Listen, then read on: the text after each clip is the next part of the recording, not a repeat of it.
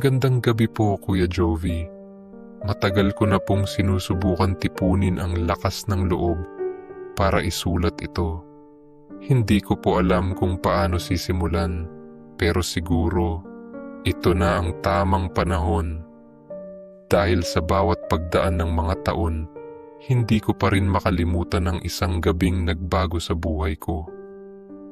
Kuya, ako po ay isang tahimik lang na tagapakinig ng ulap noir. Ngunit ngayong nagsusumigaw na naman sa isip ko ang alaala, naisip ko, baka panahon na para ibahagi ko ito. Hindi lang bilang kwento ng takot, kundi bilang babala na rin sa mga makakarinig.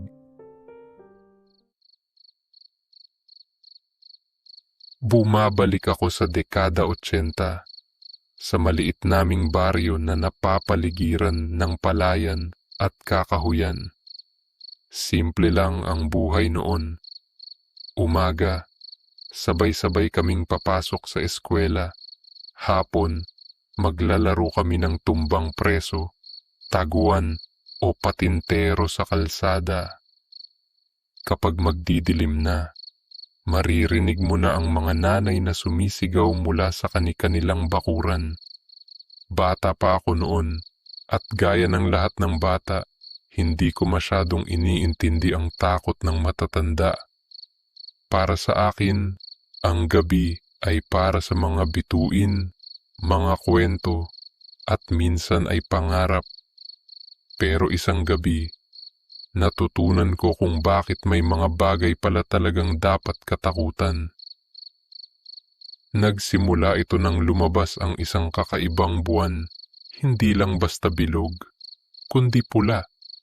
Pulang-pula, parang duguan ng kalangitan.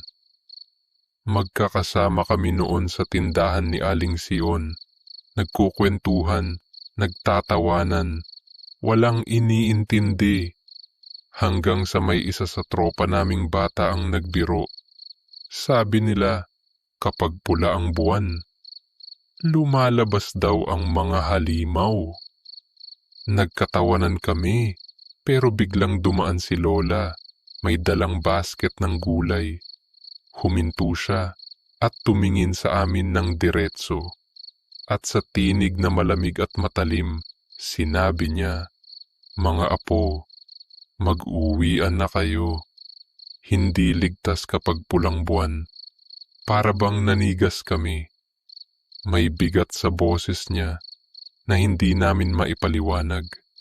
At kahit nagtatawanan pa rin ang ilan, ramdam kong hindi iyon basta kwento lang. Pag-uwi ko, tahimik ang paligid. Tanging huni ng kuliglig ang maririnig. Pero habang papalapit ako sa bahay, may narinig akong kakaibang alulong. Hindi iyon aso, mas malalim, mas mabigat, at mas nakakatindig balahibo. At nang tumingala ako, doon ko nakita, isang nilalang nakaupo sa bubong ng kapitbahay, parang tao, pero hindi tao. Mapula ang mga mata, kumikintab ang mahahabang ngipin. Ang balat niya'y kulay abo, parang sinunog, at mahahaba ang kuko na tila pang sunggab. Kuya Jovi, nanigas ako. Hindi ako makagalaw, hindi ako makasigaw. Dahan-dahan itong yumuko, parang inaamoy ang paligid. At bigla itong tumingin, diretso sa akin. Ang mga mata niya, para bang may apoy na nanlilisik sa dilim. Parang hinihigop ka sa titig pa lang. At bago pa ako makatakbo, tumalon siya. Hindi pababa, kundi pataas, paangat, papunta sa hangin. At doon ko lang nakita, may mga pakpak siya. Malalapad, maitim, parang balat ng paniki. At sa bawat pagaspas may kasamang mabahong amoy. Amoy dugo, amoy bulok na karne. Halos mawalan ako ng ulirat sa takot. Tumakbo ako pauwi, humahangos, halos madapa. Pagdating sa bahay, sinalubong ako ni Mama.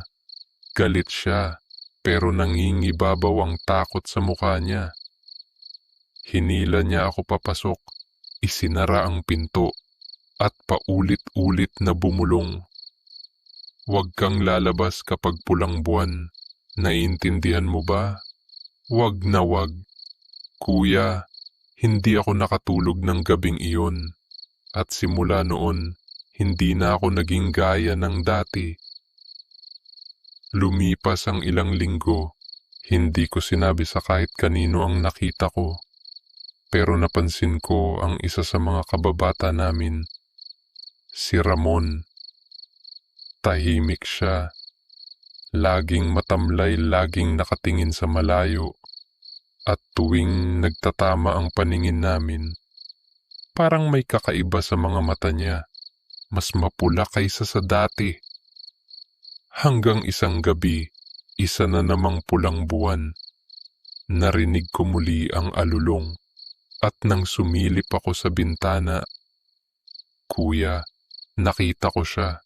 Si Ramon, nakaupo sa bubong ng kanilang bahay, at mula sa kanyang likuran, unti-unting lumabas ang malalapad na pakpak. Nakangisi siya, at sa kanyang mga mata, nakita ko ang parehong apoy ng nilalang na nakita ko noon. Hindi na ako nagkamali. Siya ang halimaw, siya ang aswang. Kuya Jovi, natuliro ako. Nakita ko pa kung paano siya nagtangkang pasukin ang bahay ng kabilang pamilya. Narinig ko ang iyakan ng sanggol.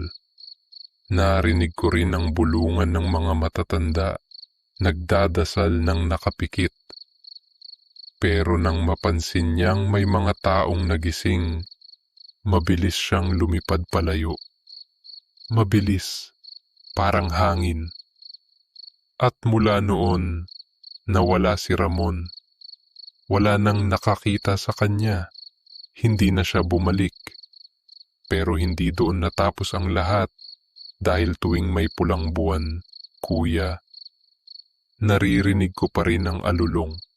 Minsan, may mga alagang hayop na bigla na lang nawawala. At may mga bata na sinasabing biglang nagkakasakit ng walang dahilan. At sa bawat pagkakataon, bumabalik sa isip ko ang mga mata ni Ramon, ang ngiti niya sa bubong, at ang kanyang paglipad sa ilalim ng pulang buwan. Ngayon, Kuya Jovi, ako ay matanda na, ngunit tuwing sumisilip ang pulang buwan, para bang bumabalik ang lahat. Para bang muli kong nakikita ang nilalang na iyon, at natatakot ako. Baka isang araw, bumalik siya. Baka isang araw, hindi na hayop ang kunin niya, kundi tao. Kuya Jovi, kaya ko po ito isinulat, hindi para takutin lang ang mga tagapakinig, kundi para bahagi ang isang piraso ng nakaraan na hanggang ngayon ay nagpapahirap sa akin. Kung sakali pong mapili ninyong ibahagi ito sa ulap noir, sana ay magsilbing babala.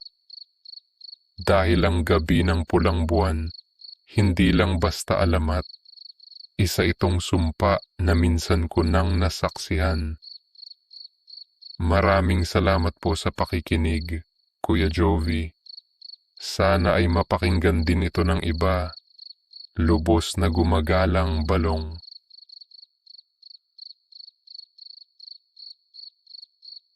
Kung ikaw ay may kwentong katulad nito, ipadala lang sa Ulap Noir.